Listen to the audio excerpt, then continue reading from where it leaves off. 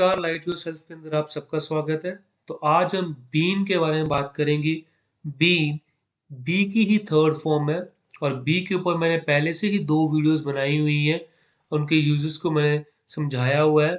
Description के अंदर आपको उनका लिंक मिल जाएगा। अगर आप चाहें तो उन वीडियो को देख करके फिर इस वीडियो के ऊपर आए ताकि आपको इस वीडियो को समझने में कोई परेशानी ना हो। चलिए अब हम बात कर लेते हैं कि बीन कैसे यूज होता है। तो पहली बात तो ये कि बीन एक third form of the verb है, तो हैज और हैव के साथ तो पक्का आता ही आता है। ठीक है जी। और कहाँ आता है? जहाँ पे चीज कंटिन्यू हो, यानी present perfect and continue tense के अंदर आपको बीन का प्रयोग होता हुआ मिलेगा। आपको पास्ट परफेक्ट एंड कंटिन्यूस के अंदर भी इसका प्रयोग होता हुआ मिलेगा। जैसे मैंने ये कहना हो, he has been playing since morning, वह सुबह से खेल रहा है।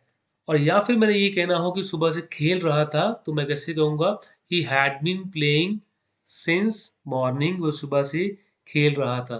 ठीक है, जहाँ पे ड्यूरेशन आ जाए, टाइम आ जाए, तो वहां पे हम बीन का प्रयोग करते हैं, प्लस वो कंटिन्यू होना चाहिए। ठीक है जी। तो मैंने उसके लिए वीडियो बनाई हुई है टेंसेस की, आप जाएं उन्हें जरूर देखें, आपको क्लियर हो जाएगा। तो पहला यूज इसका बीन का यहाँ पे होता है। दूसरा, पैसिव वॉइस के अंदर हम बीन का प्रयोग करते हैं। उसके लिए एक सेंटेंस आपके सामने लेता हूँ।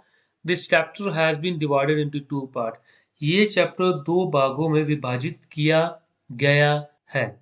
ठीक है जी। दूसरा, the clothes have been washed, यानी कि कपड़े धो दिए गए हैं। ये इस तरह से पैसिव के अंदर इसका प्रयोग होता है। अब कुछ और इसके यूज देख लेते हैं। अगर आपसे कोई पूछ ले, have you ever been in Australia, यानी कि कभी आप ऑस्ट्रेलिया गए हो, ठीक है, आपने कभी विजिट किया है, तो अगर ये पूछना हो तो आप इस तरीके से पूछ लेते हैं, have you ever been in Australia. ठीक है जी। दूसरा, I have been to Canada, इसका मतलब ये कि मैं कनेडा गया था, अब मैं वापस आ चुका हूँ। बीन ये दिखा रहा है, शो कर रहा है कि मैं पहले गया था लेकिन अब नहीं हूँ, अब मैं अपने घर पे हूँ, यानी इंडिया में हूँ। I have been to Canada, यानी कि मैं कनाडा गया था। ठीक है जी। It has been very long time to see you, यहाँ पे ये क्या कह रहा है कि बहुत वक्त हो गया, बहुत समय हो गया आपको देखे हुए। ठीक है ना। तो मूवीज में काफी ये प्रयोग होता है। चलिए अब इसका दूसरा यूज समझ लेते हैं।